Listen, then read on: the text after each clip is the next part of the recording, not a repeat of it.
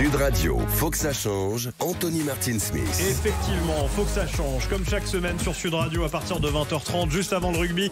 Mathéo Lamblot, bonsoir à vous. Bonsoir Anthony. Avec également Vincent Julet autour de la table. Bonsoir Vincent. Bonjour. Vous êtes je crois qu'on vous entend pas Vincent.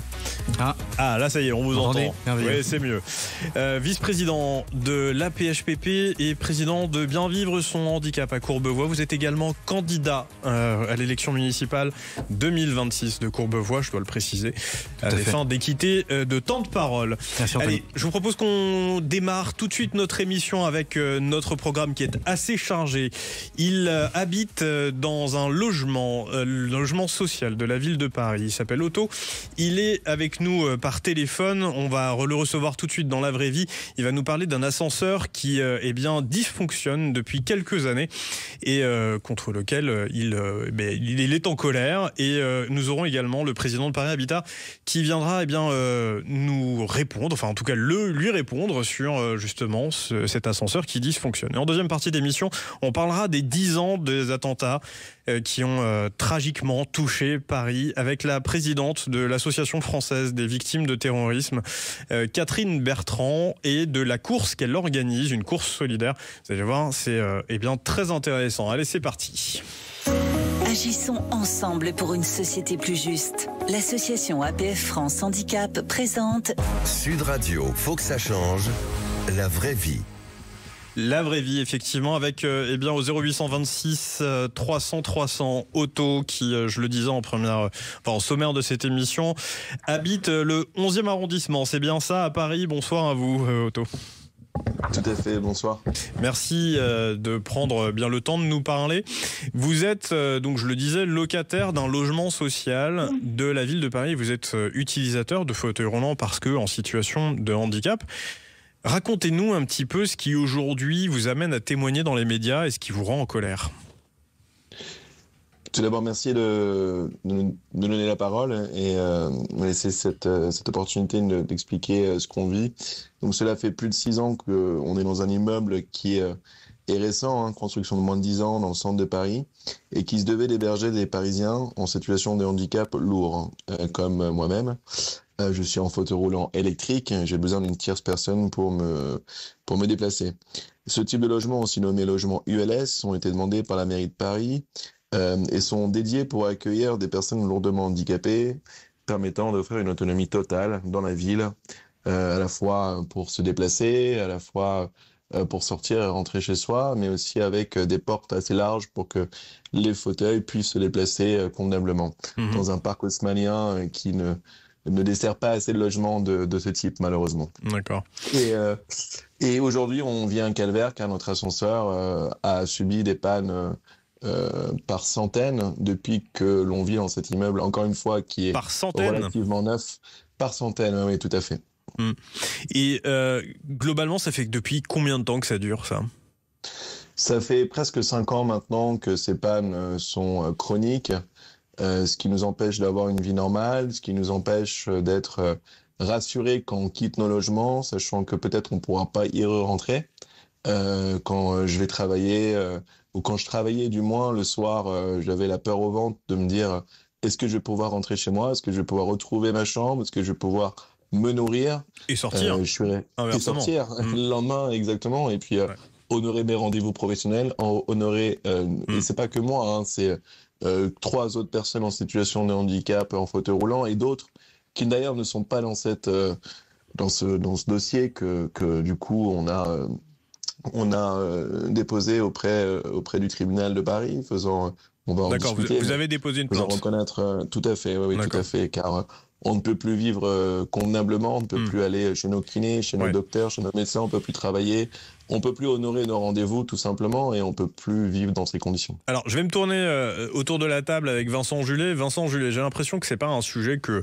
l'on découvre ici sur Sud Radio et dans Faut que ça change. C'est quelque chose qui a l'air d'être chronique, en tout cas. Vous qui êtes candidat à la municipale de la ville de Courbevoie, comment on aborde ce sujet-là d'un point de vue purement politique ? Bon, déjà, je crois qu'au-delà de la politique, moi je suis acteur associatif engagé pour la cause du handicap, et même si je serais le maire de tous les Courbevoisiens, forcément j'ai cet attachement à la cause de l'accessibilité et à de la mobilité verticale. Moi je prends un exemple, juste Anthony, tu vois, c'est un message que j'ai reçu le 15 décembre 2024, une maman qui me dit: Monsieur Julet, faites quelque chose, j'appelle tout le monde. Ma fille qui est en fauteuil roulant, qui est en institution, ne pourra pas venir fêter Noël avec moi. Et quand vous recevez ça, et moi j'ai lu ce message-là, j'avais déjà commencé, il était déjà un peu plus de 19h, donc on avait déjà commencé les festivités, forcément ça met en colère. Et ça, c'est pas possible, et il y a des solutions concrètes. Donc il y a des solutions concrètes qui soient, je crois que c'est important de les aborder, mais qui soient en termes d'exigence, en termes de réactivité, qui soient en termes de proactivité. Il faut qu'on anticipe aujourd'hui un peu plus les problématiques de panne, et puis il faut qu'on fasse quelque chose aussi pour quand on n'est pas capable de réparer les ascenseurs en temps et en heure, il faut qu'on puisse aussi aller chercher les personnes et faire en sorte d'avoir des solutions d'aide à la mobilité verticale. Enfin, ce sont des 3 axes qui me paraissent essentiels aujourd'hui. Alors vous savez, sur Sud Radio, on donne la parole, puisqu'on parle vrai, on se dit les choses très clairement. Vous, Otto, vous êtes là pour témoigner. Pour autant, on a tenu aussi à permettre à Paris Habitat, dans la personne de son président, Éric Pliez, de pouvoir à la fois vous écouter et puis aussi avoir un droit de réponse. Bonsoir à vous, Éric Pliez. Oui, bonsoir. Merci d'avoir accepté notre invitation à prendre la parole, et je pense que vous avez envie de répondre à Otto, à ce que vous venez d'entendre, lui qui est locataire de cet établissement que vous gérez, cette résidence dite ULS. Alors, j'ai pas l'acronyme, je suis désolé, mais j'imagine que vous allez pouvoir nous la détailler. Mais en tout cas, qui est un établissement spécifiquement pour les personnes handicapées. Comment vous expliquez que, au bout de plusieurs années encore, vous ayez des problèmes chroniques sur cet ascenseur ? Bon, d'abord, j'ai envie de vous dire que les habitants, et Otto qui est avec nous, ont parfaitement raison d'être en colère. C'est-à-dire qu'il indique, quand un ascenseur reste en panne plusieurs jours, a des pannes récurrentes, et qu'on est bloqué pour des rendez-vous des médicaux ou pour rentrer chez soi le soir, il est tout à fait légitime et d'être pas que, Otto travaille par ailleurs. Voilà. C'est un immeuble de 18 logements. Il y a 7 logements qui sont des unités logements spécialisées. D'accord. Donc c'est vraiment des logements extrêmement... ça a été dit, pour des gens en fauteuil, pour des gens tétraplégiques, et toute la domotique est adaptée. Donc ça reste encore, je dirais, nouveau pour Paris. On a une centaine de logements, ça c'est important, on a une centaine de logements en ULS sur Paris. Non. D'accord. Qu'est-ce que je veux dire ? Je veux dire qu'on a 5460 cabines d'ascenseurs dans Paris. On a un taux de ce qu'on appelle disponibilité qui est très fort, 98,7%. Ça veut dire quoi ? Ça veut dire que de toute façon, il y a un problème sur encore les 2% qui restent, et c'est là-dessus qu'on doit agir. Qu'est-ce qu'on essaie de faire dans une situation aussi dramatique ? Parce que pour moi, elle est dramatique. Dans cet immeuble qui est récent, effectivement, construit en 2018, qu'est-ce qu'on peut faire pour tenter de pallier au manque et aux besoins du réparateur d'ascenseur pour fournir les pièces nécessaires et pour agir ? On met en place un portage de repas de course. On met en place un portage des personnes, et y compris le soir, on a passé un pacte avec la protection civile pour que les personnes entre 17 et 23 heures soient sûres de pouvoir rentrer chez elles. Alors c'est pas suffisant, tout ce que je dis. On essaie d'aller plus loin. On a, je crois, aujourd'hui à peu près réglé le problème, puisque là on constate que le fonctionnement est normal depuis quelque temps, avec un taux de réactivité à 99%, ce qui est assez logique. Mais on voit bien qu'il y a encore des efforts à faire. Encore plus dans des immeubles comme ceux-là, évidemment, qui sont des immeubles où il est indispensable d'avoir un ascenseur en permanence. Alors, merci déjà pour votre clarté, Éric Pliez. Je rappelle, vous êtes président de Paris Habitat. Je me permets aussi là de vous poser la question de quid de l'héritage de Paris 2024. Pendant les Jeux, on a su mettre en stock des pièces de rechange pour faciliter la maintenance, faire de la maintenance prédictive et réduire les temps d'intervention. Ça, c'est quelque chose que vous avez essayé de déployer sur votre parc, ou c'est à la réflexion, ou pas du tout ? Moi, j'ai des partenaires, j'ai des entreprises, des prestataires qui travaillent pour nous. Ce qu'on exige d'eux, c'est la réactivité la plus forte. Donc, oui, je suppose qu'ils ont accumulé des pièces et de toute façon, ils doivent avoir des stocks, puisque, encore une fois, pour nous, c'est une situation inadmissible. C'est une situation inadmissible. Donc, effectivement, c'est au prestataire, et on a un prestataire qui est un prestataire qui travaille pour de nombreux bailleurs sociaux et de nombreux bailleurs tout court d'ailleurs, mais effectivement, on exige de lui qu'il puisse avoir la réactivité optimale. Or, cette réactivité dans cet immeuble, probablement parce qu'il y avait des défauts de fabrication au départ et qu'il n'y avait qu'un ascenseur, il faut dire qu'on est dans un tout petit immeuble de 18 logements, eh bien, effectivement, les locataires l'ont payé très cher et, encore une fois, c'est inadmissible, ça ne doit pas durer. Et alors, je reviens sur la situation de portage, la solution de portage que vous proposez aux personnes. Il semblerait que vous utilisez un service de portage de personnes manuel, non assisté par système mécanique, qui serait décrié par les associations. Vous savez en dire plus là-dessus ? Oui, c'est une structure qui est tout à fait adaptée et effectivement c'est du portage manuel. C'est du portage manuel, c'est du portage que les bailleurs sociaux qui travaillent avec la ville de Paris ont pu mettre en place, par exemple le soir, avec la protection civile, qui est une garantie, je dirais, de gens qui sont habitués, qui sont formés à pouvoir porter les gens à mobilité réduite, qui sont agréés également. Mais effectivement, c'est manuel. D'accord. Otto, quand vous écoutez Éric Pliès, qui est donc président de Paris Habitat, et qui, je le rappelle, en toute bonne foi, a voulu venir vous écouter et vous répondre, vous avez envie de lui dire quoi ? Déjà, merci de reconnaître que cette situation est inacceptable. Je crois que c'est la première fois que je vous entends à titre personnel, monsieur, sur cette situation. Donc, je suis rassuré sur le constat que vous faites, qui est le nôtre. Qui confirme que cette situation est pas du tout vivable. J'entends vos efforts, je les entends et tant mieux que ces efforts soient déployés. Maintenant, moi, tout ce que je peux vous dire, monsieur, c'est que ça fait plus de 6 ans que j'habite dans cet immeuble et j'ai fait de nombreuses tentatives de médiation, de dialogue, d'échange avec vos équipes. Et malgré tout, 5 ans, presque 6 ans plus tard, nous sommes dans cette situation qui est toujours presque la même, mis à part qu'il y ait une procédure en cours à l'encontre de votre entreprise aujourd'hui. Et aujourd'hui, je peux vous le dire, monsieur, en toute tranquillité, que nous payons tous nos loyers en temps et en heure. Cependant, nous ne bénéficions pas des mêmes services des autres locataires dans l'immeuble qui, eux, n'ont pas de handicap. Et donc, nous n'avons pas les mêmes droits de jouissance. J'appelle ça la discrimination, tout simplement. Éric Pliès. Donc, malgré vos efforts, c'est pas suffisant, monsieur. Et vos équipes n'ont pas pu répondre à cette urgence depuis plus de 5 ans. Elles ont l'air, malgré tout, de ce que dit Éric Pliès, de vouloir réagir et de faire en sorte que ça fonctionne. Éric Pliès, très rapidement, je vous donne 20 secondes, parce qu'après, c'est malheureusement le temps de la pause. On a fait un diagnostic, on a fait des gros travaux. Oui, je conçois que c'est discriminant pour celui qui vit la situation. C'est pour ça que on fait tout et aujourd'hui, je pense que tout est en place pour que ça ne se reproduise pas. En tout cas, ce qui est sûr, et je tiens à dire, on ne pouvait pas reloger les personnes. On a 100 logements ULS dans Paris, ils sont tous occupés, donc ça, c'était pas la bonne réponse. Vous n'avez pas de solution alternative?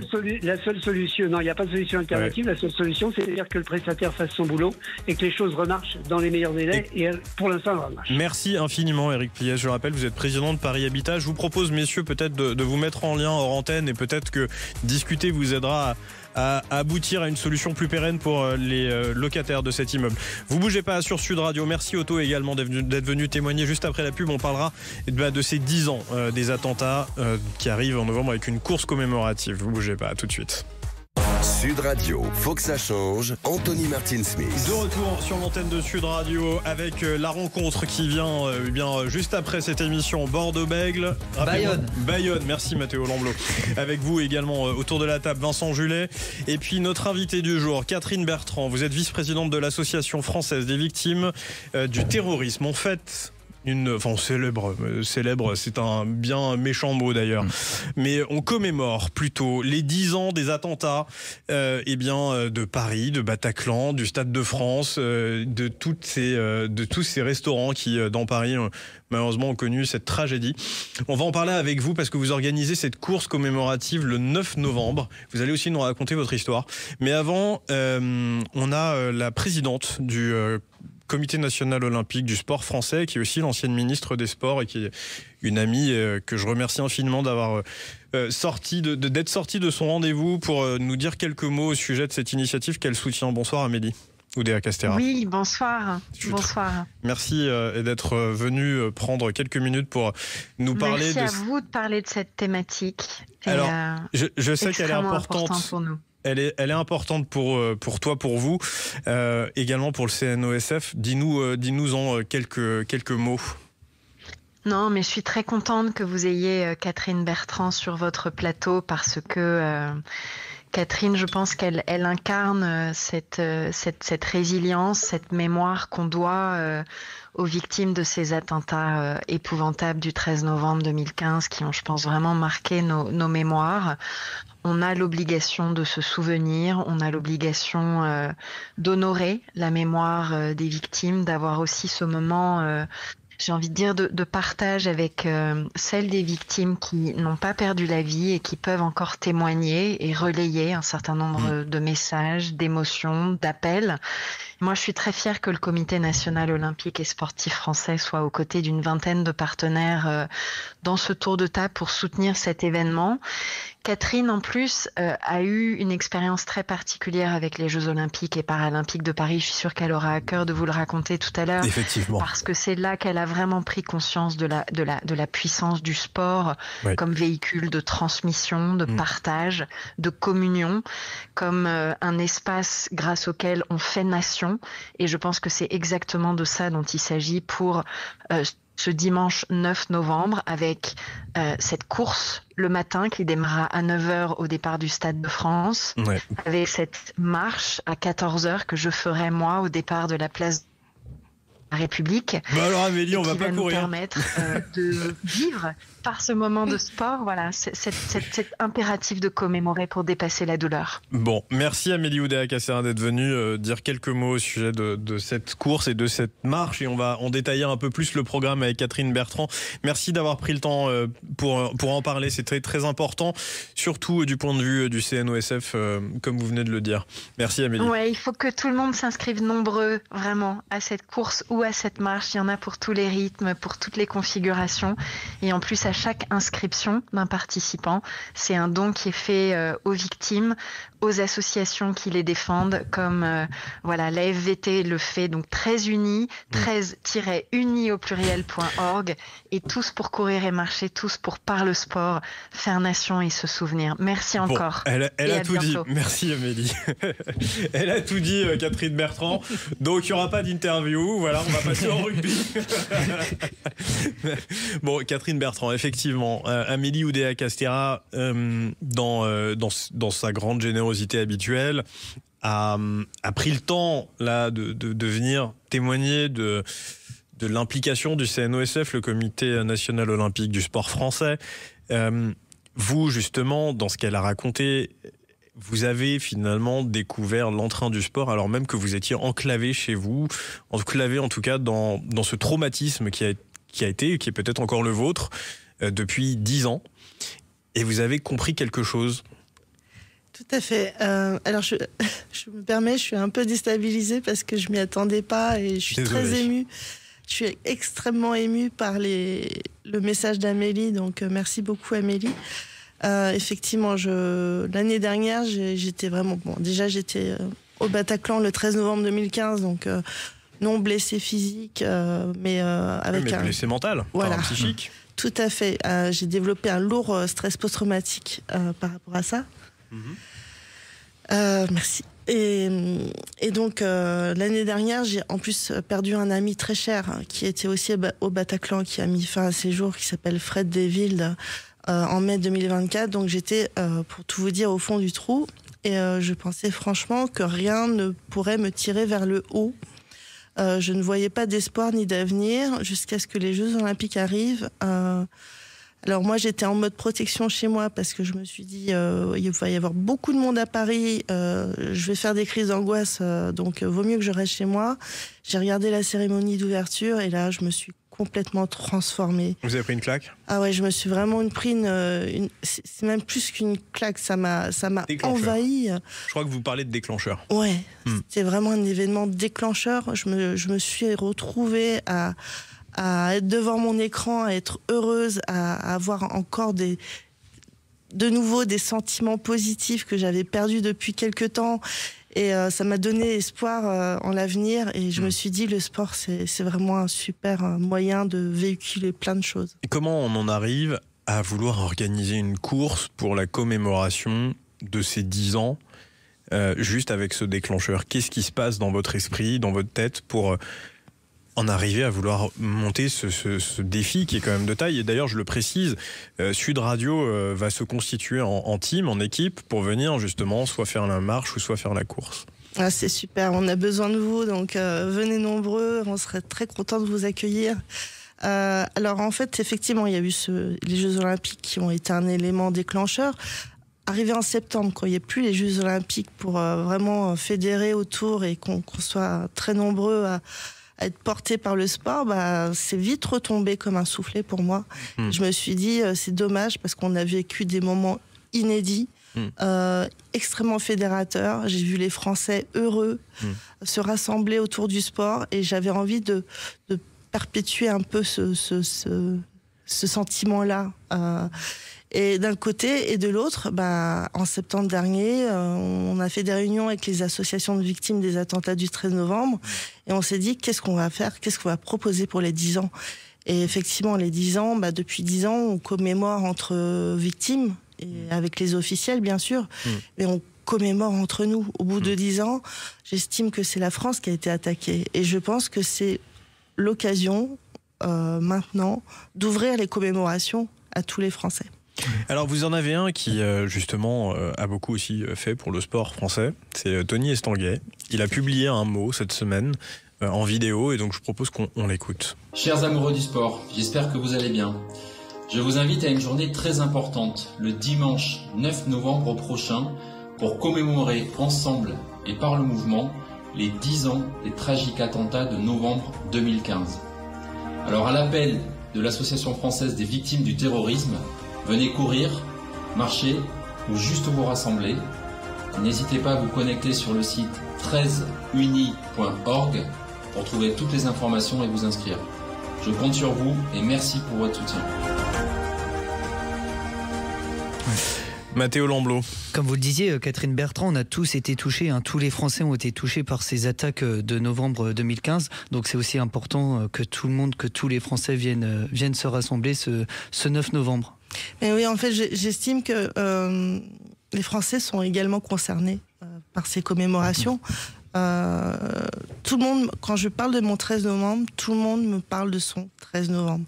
Tous les Français et surtout aussi les Franciliens ont été extrêmement angoissés de perdre des gens ce soir-là. Toutes les personnes que je croise me parlent de leur 13 novembre. Donc on a tous vécu cette soirée. Voilà, on sent qu'il y a un traumatisme collectif qui n'a pas été encore pris en charge en fait. Vincent Julet, c'était quoi votre 13 novembre à vous ? Ouais, vous avez 2 dates dans votre vie, c'est le 11 septembre 2001 et puis vous avez le 13 novembre 2015. Et je crois que quand on vous entend, on comprend ce que veut dire la résilience.